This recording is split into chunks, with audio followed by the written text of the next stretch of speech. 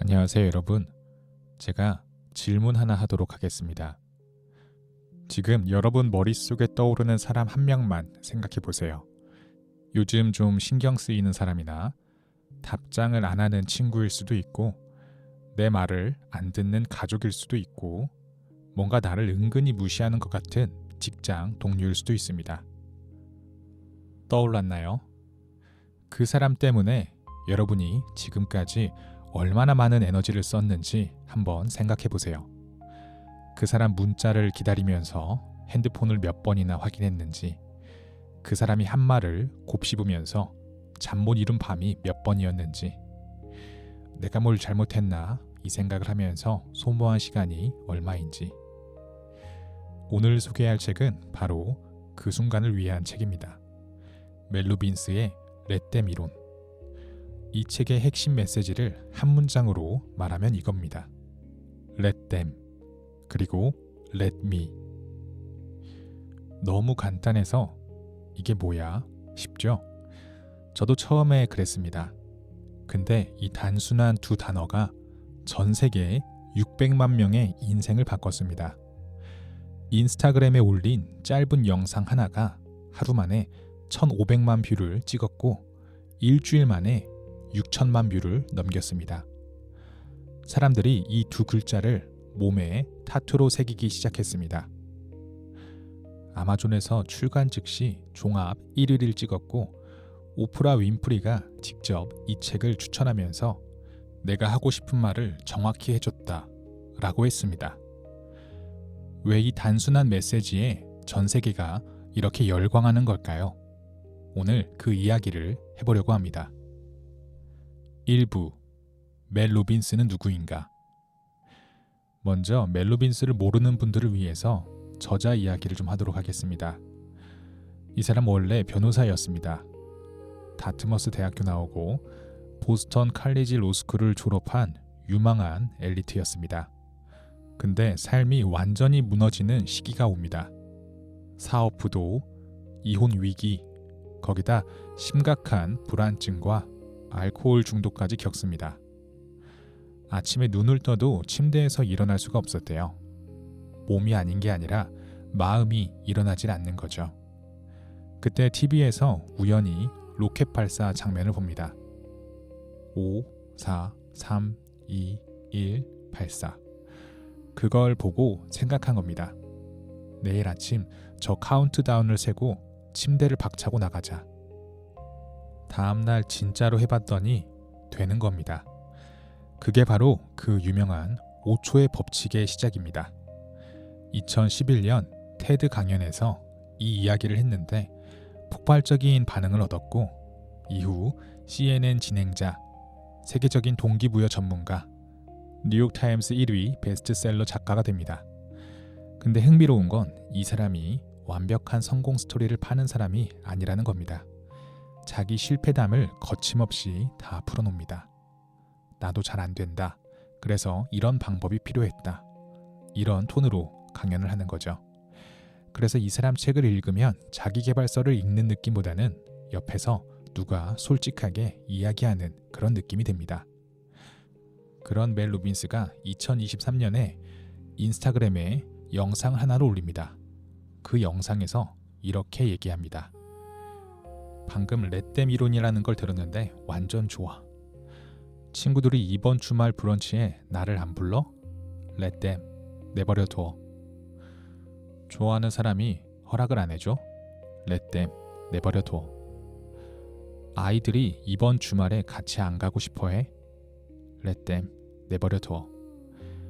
이 메시지가 핵심이었습니다. 왜냐하면 모든 사람이 이 상황을 겪고 있거든요.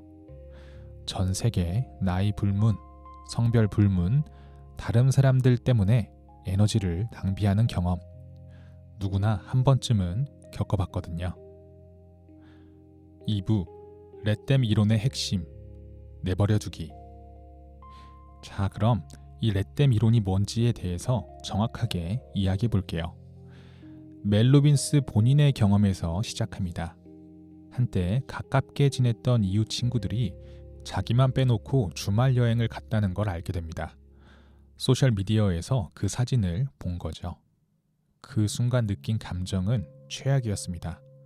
거절당한 느낌, 소외감, 배신감. 내가 뭘 잘못한 거지? 이 생각이 머릿속에서 맴돌기 시작하는 겁니다. 우리도 다 이런 경험이 있잖아요. 단체 톡방에서 나만 빠진 모임 사진이 올라올 때라던가, 회의 시간에 열심히 준비한 아이디어를 발표했는데 아무도 관심을 안 보일 때라던가, 좋아하는 사람에게 문자를 보냈는데 일십당했을 때, 그 순간 우리 안에서 무슨 일이 벌어지는지 멜 로빈스가 아주 정확하게 짚습니다. 상대방의 행동을 내가 잘못했다는 증거로 받아들이는 겁니다. 저 사람이 나를 안 불렀다는 건 나한테 뭔가 문제가 있다는 뜻이야. 이렇게 내면화하는 순간 나의 감정의 주도권을 상대방이 가져간다는 것이죠. 내가 열등감을 느끼고 불안해하고 초라해지는 만큼 상대방은 나보다 위에 올라가 있는 겁니다. 실제로 상대방이 뭘 한 게 아닌데도 말입니다. 내가 그렇게 만드는 겁니다. 그래서 내버려 두자 라고 말하는 순간 시소에서 땅을 박차고 올라가는 거래요. 부정적인 생각의 무게에서 벗어나면서 힘의 균형이 바뀌는 거죠. 여기서 멜 로빈스가 솔직하게 고백하는 게 있습니다. 내버려 두자 라고 말했을 때 처음 드는 감정은 사실 약간의 우월감이래요. 그래, 난 괜찮아. 저 사람들이 뭘 하든 나는 상관없어. 이 느낌? 좀 쿨해지는 느낌? 이 감정 자체가 나쁜 건 아니라고 합니다. 왜냐하면 감정이 격하게 소용돌이 칠 때 약간의 거리두기, 약간의 분리가 필요하거든요. 근데 여기서 끝나면 문제가 생깁니다. 내버려 두자 라고 반복하면 친구도 줄고 관계도 줄고 결국 혼자 남게 된다는 겁니다. 그래서 이 이론에는 반드시 두 번째 파트가 필요합니다. 3부 Let me, 내가 하기. Let them 이론의 진짜 힘은 여기에 있습니다. 두 번째 단계, 내가 하자. 멜 로빈스가 친구들 여행 사건 이후에 내버려 두자 라고 말하고 나서 마음이 좀 진정됐을 때 거울을 들여다봤대요. 그랬더니 많은 게 보이기 시작한 거예요. 나는 그 친구들한테 최근에 먼저 연락한 적이 있었나? 이렇게 돌아보니까 지난 몇 년간 너무 바빠서 친구들을 만날 시간이 거의 없었다고 합니다. 누군가를 초대한 지도 오래됐고 온라인에서 친구들 게시물도 보지도 않았던 거죠. 그러니까 친구들 입장에서 보면 멜 로빈스는 사라진 겁니다. 연락도 안 하고 만나지도 않는 사람을 여행에 부를 이유가 없잖아요. 나를 일부러 배제한 게 아니라 그냥 나를 생각하지 않은 것일 수도 있는 거예요. 이 순간이 내가 하자의 시작입니다. 다른 사람이 항상 나를 끼워줘야 한다는 기대를 내가 멈추자. 인생에서 내가 원하는 것에 대한 책임은 내가 지자. 사람들에게 내가 더 적극적으로 다가가자. 이번은 내가 파티를 열자. 우정을 위한 시간을 갖도록 일과 경계를 내가 더 잘 설정하자. 이게 렛댐 이론의 전체 그림입니다. 먼저 내버려 두자로 감정의 소용돌이에서 빠져나오고, 그 다음 내가 하자로 내가 통제할 수 있는 행동에 집중하는 것. 당신이 가진 힘의 원천은 다른 사람을 통제하는 데 있는 것이 아니라 당신의 반응에 있다. 이 두 단계를 합쳐서 정리하면 이렇습니다. 통제할 수 없는 것은 내버려 두고 통제할 수 있는 것에 에너지를 쏟는 것. 그게 전부예요. 4부 올바른 결정의 무게. 이 책에서 제가 가장 인상 깊었던 챕터 이야기를 좀 할게요. 멜 로빈스 팟캐스트에 한 남자가 사연을 보냅니다. 저는 약혼했고 몇 주 후면 결혼식이에요. 근데 전혀 행복하지 않아요. 마음 깊은 곳에서 큰 실수를 하고 있다는 느낌이 들어요. 그런데 청첩장은 이미 보냈고 양가 부모님이 보증금을 다 내셨어요. 어떻게 결혼식을 취소할 수 있을까요? 이 사연을 읽는 것만으로도 가슴이 답답해지죠.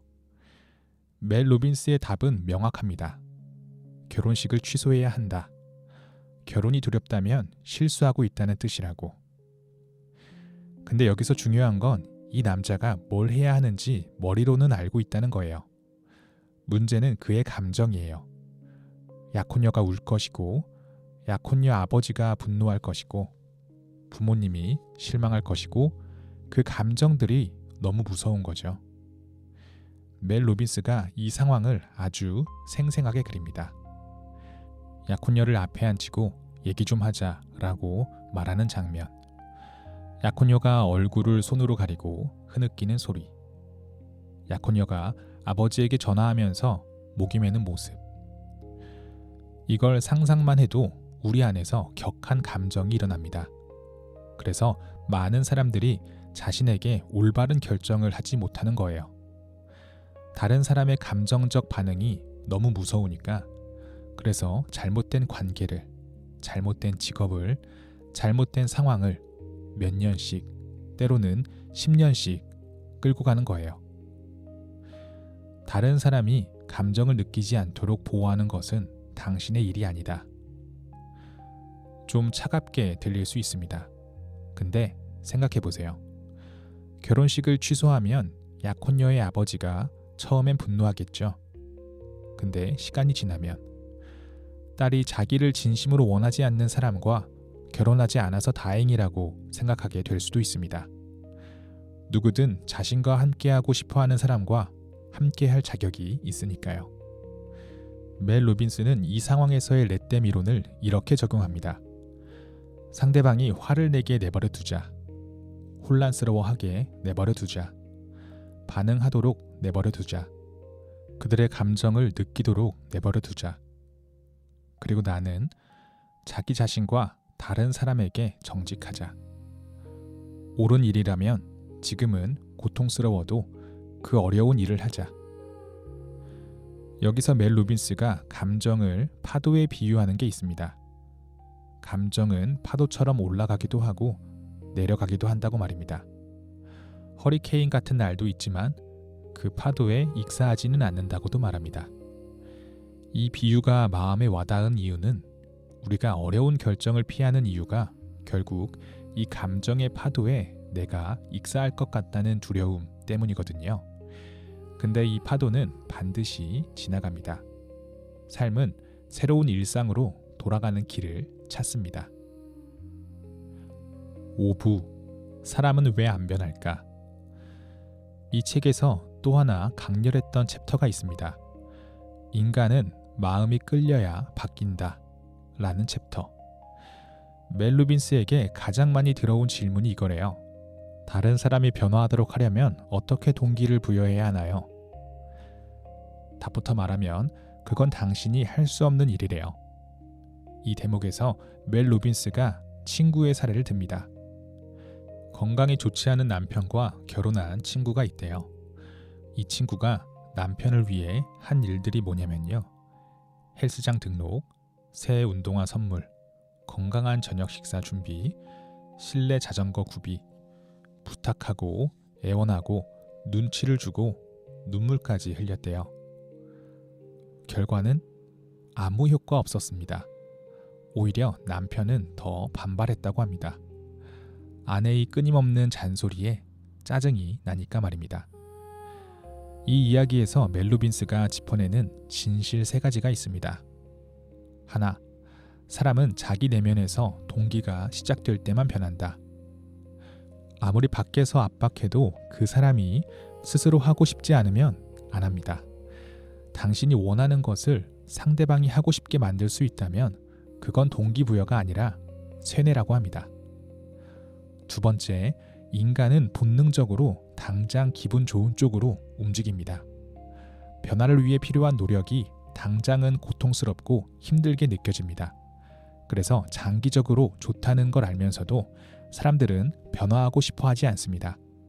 소파에 누워서 감자칩 먹는 게 당장은 훨씬 기분이 좋으니까요. 3번째, 지구상의 모든 사람이 자기는 예외라고 생각합니다. 런던의 한 교수님의 연구인데요.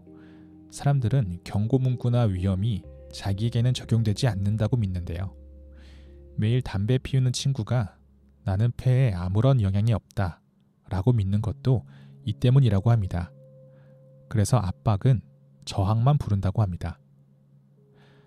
나가서 달리기 좋은 날이에요 같은 넌지시 알려주는 말도 상대방에게는 위협으로 느껴질 수 있대요. 자기가 원하는 것을 원하는 때에 할 수 있는 통제권을 빼앗는 느낌이 든다고 합니다. 그러면 어떻게 해야 할까요?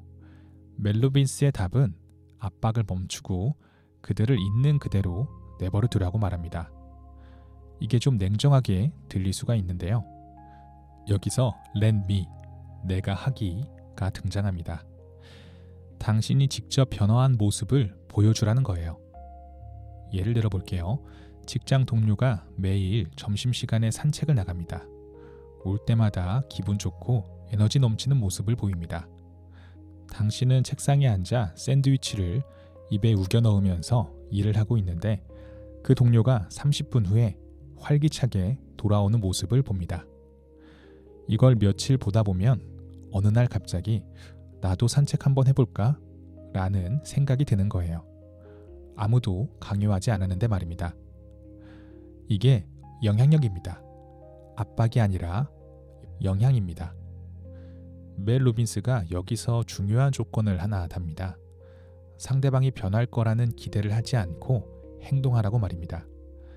기대를 하면서 행동하면 상대가 변하지 않을 때 원망하게 되거든요. 그리고 적어도 6개월 이상 기다릴 준비를 하라고 합니다. 6부 사랑에 대한 이야기. 이 책에서 연애에 대한 이야기도 꽤 비중 있게 다루는데 이것도 좀 이야기해 볼게요. 멜 로빈스의 친구이자 연애 분야 유튜브 전 세계 1위인 매슈 허시라는 사람이 알려준 대화법이 나옵니다. 매슈가 지금의 아내 오드리를 만났을 때 사실 여러 여자와 동시에 데이트하고 있었다고 합니다. 아내를 속이고 있었던 거죠. 그때 오드리가 매슈를 앉혀놓고 대화를 했는데 이 대화가 매슈를 완전히 바꿔놨대요. 핵심이 뭐냐면 오드리는 매슈에게 초점을 맞추지 않았습니다. 나 너 좋아해. 우리 사이 어떻게 될 거야? 이런 말을 안 했다고 합니다. 대신 자기 시간의 가치, 자기가 인생에서 찾고 있는 것에 대해 이야기한 겁니다. 이렇게 말이죠. 나는 너와 함께하는 시간이 정말 좋아. 근데 나는 서로에게 정말 충실한 관계를 원해. 내 시간과 에너지는 너무 소중해서 다음 단계로 발전하지 않을 관계에 투자하고 싶지 않아. 네 생각이 나와 다르다면 지금까지 정말 좋았지만 여기까지야. 이 대화에서 놀라운 건 뭐냐면 상대방에 대한 기대가 전혀 없다는 겁니다. 상대방이 거절할 수 있도록 문이 활짝 열려 있어요. 너 나를 선택해야 해.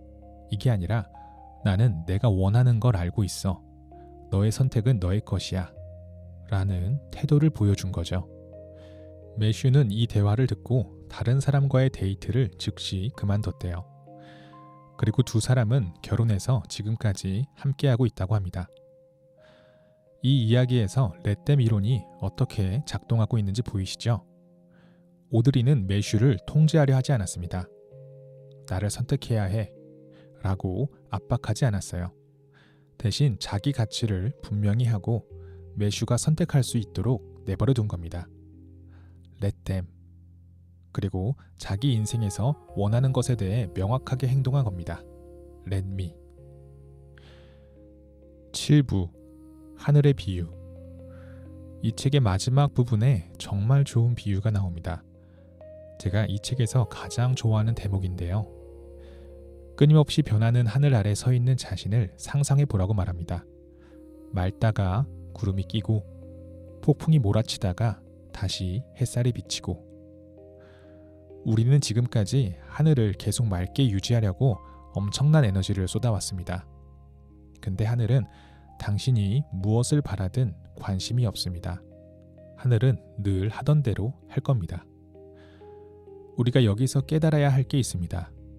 폭풍이 있어서 고요함이 빛나고 구름이 있어서 태양이 더 소중한 거래요. 하늘의 아름다움은 구름이나 폭풍으로 가려지는 게 아니라 그 다양하고 예측 불가능한 모든 것이 모여서 하늘이 웅장한 거라고 말합니다. 그리고 당신의 인생도 마찬가지라고 말합니다. 당신은 날씨를 바꿀 수 없습니다.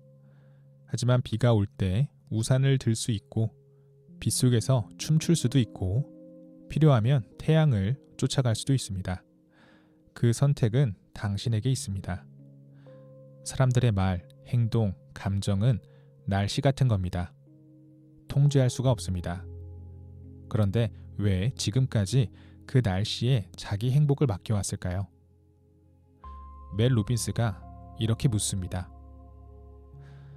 사람들이 답장을 보내길 바라고, 상사가 자신의 가치를 알아봐 주길 바라고, 가족이 당신의 선택을 지지해 주길 바라면서 현실을 거부하는 데 쓴 모든 에너지와 시간, 그걸 당신에게 정말 중요한 무언가에 투자했다면 지금 당신은 어떤 위치에 있을까? 클로징, 이 책을 어떻게 읽을 것인가? 이 책에 대해 솔직한 이야기를 좀 하도록 하겠습니다. 이 책의 메시지는 사실 새로운 게 아닙니다.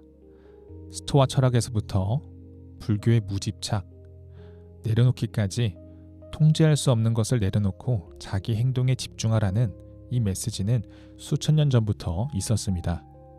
그리고 이 렛댐이라는 표현 자체도 멜 로빈스가 처음 만든 게 아닙니다.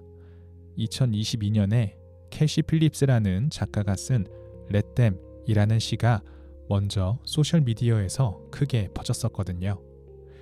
이 부분에서 원작자 크레딧 문제로 논란이 있기도 했습니다. 그래서 이 책의 가치가 원래 이 아이디어가 새롭다는 데 있다고 보기는 어렵습니다. 근데 제가 이 책을 추천하는 이유는 따로 있습니다.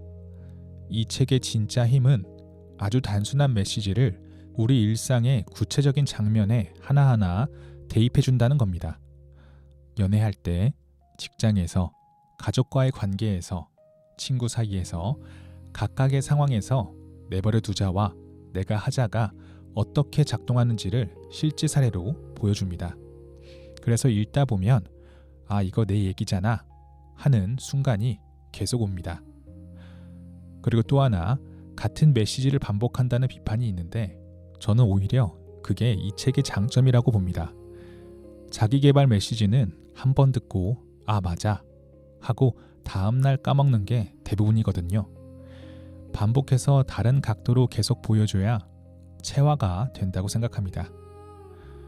그리고 마지막으로 한 가지, 이 책을 읽고 나서 저한테 계속 맴도는 건 이 한 문장입니다.